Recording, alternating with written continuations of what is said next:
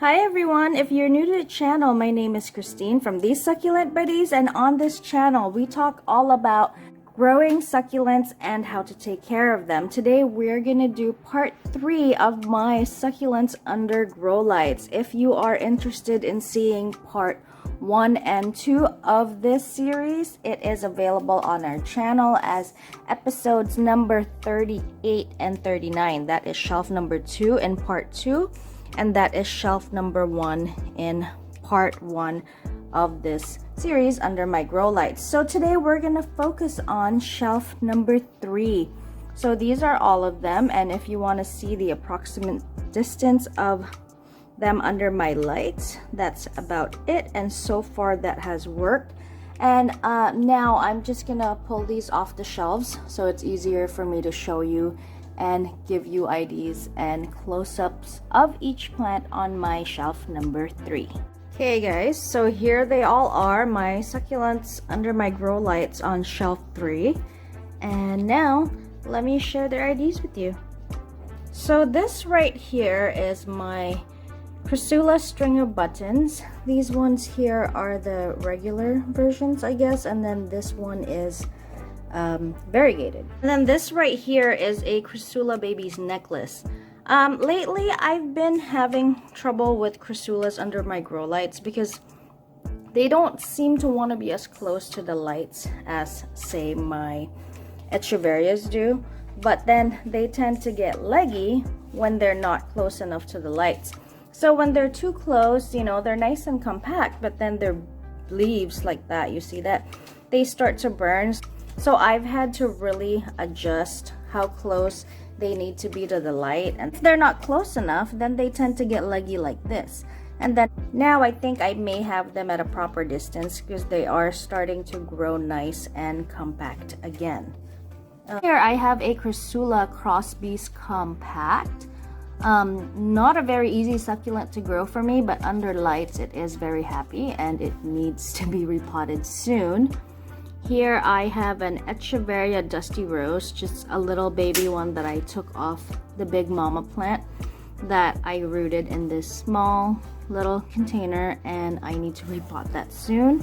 And then here is another Crassula. I am not quite sure what it is, that is extremely dehydrated. So when you can bend the leaves like that and you see wrinkles, guys, that means that they are underwatered. If you guys want to see episode number 34, it's all about knowing the difference between overwatered and underwatered succulents, so you know exactly when to water them, especially under grow lights, guys.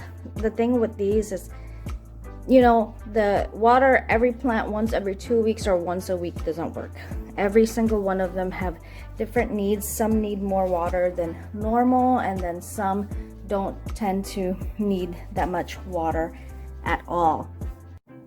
This one right here is called an Echeveria Fleur Blanc. This was originally a mother plant that I beheaded and has now given me a whole cluster of babies that will be in shelf number 4 of next week. And there's a lot of roots growing on the stem because I have been underwatering my succulents under the lights lately. It has started growing some babies under there.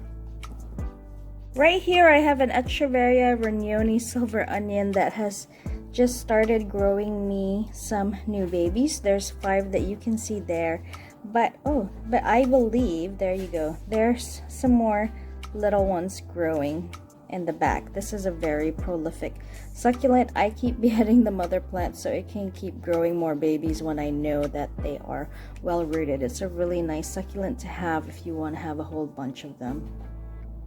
Here is a very sad Echeveria Polix that I basically brought back to life because I found it somewhere behind my planters. I guess it fell out, and I replanted it and it's now starting to grow back again. But as you can see, the outer leaves, I think these are going to be goners, but there's nice new growth in the center there, so that means it'll be okay.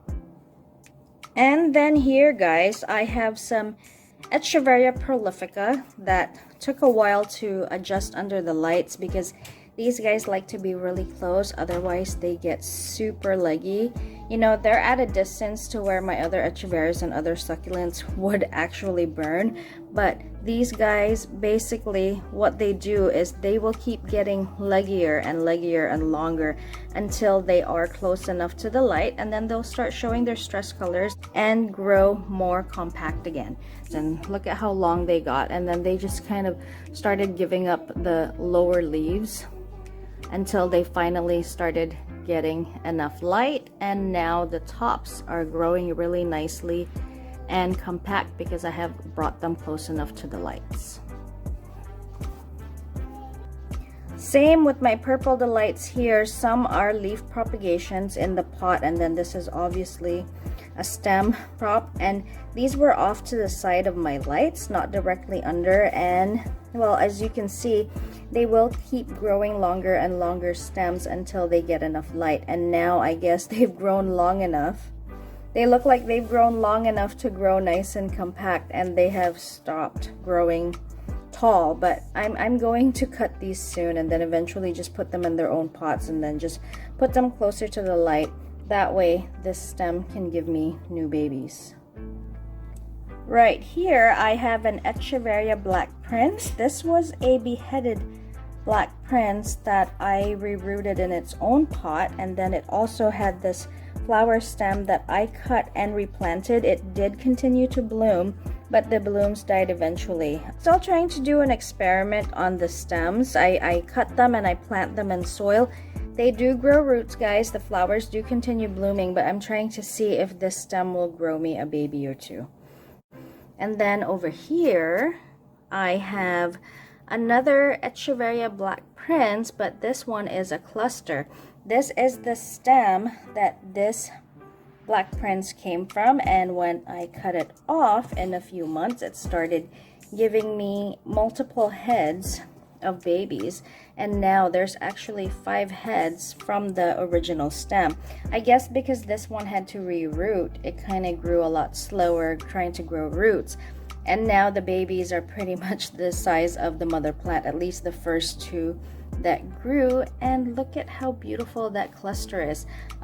When I go close up here, you can see some of the leaves actually have a little bit of sunburn, not because they were too close to the lights. I'm still trying to work on that, so I can give you guys tips on how close they should be to the lights and under the lights. These guys were actually close enough so that they don't get leggy, but I think I may have kept my lights on too long, so they did start to get a little bit of sunburn. Right here, I forgot what this is called, but it's big, and for some reason I guess it needs a lot of water, and I'm so scared to water it, and I've been, I guess, severely underwatering it, so it did lose a lot of leaves. But there is new growth right here. I am actually not sure whether this is a baby or a flower. I guess I'll just have to wait it out and see if it blooms. This over here is my really cute not Echeveria. This is a Frizzle Sizzle. I got this last year. It actually went completely dormant in the middle of summer because it was too hot, and it lost all its leaves, guys, and I swear I thought it died. But I continued to water it about once a month whenever the codex, I guess that's what it's called, the round part right here, the bulb. Whenever it got soft, I gave it a little water and it stayed green, so I figured it didn't die.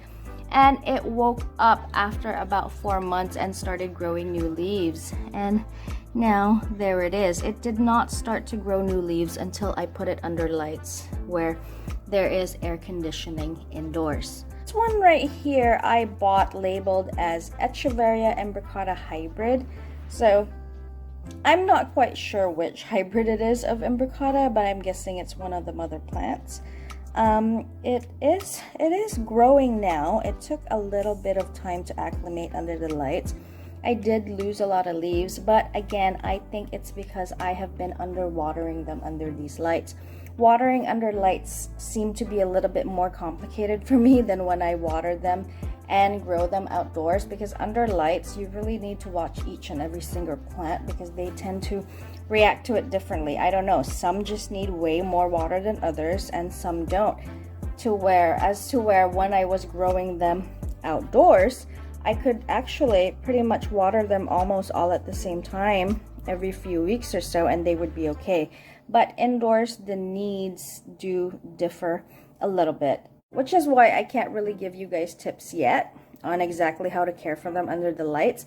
I am giving it about another month or two so that I can give you an accurate review of how they grow under lights and how I take care of them, so you guys don't make the same mistakes as I do. This is my cotyledon bear paws.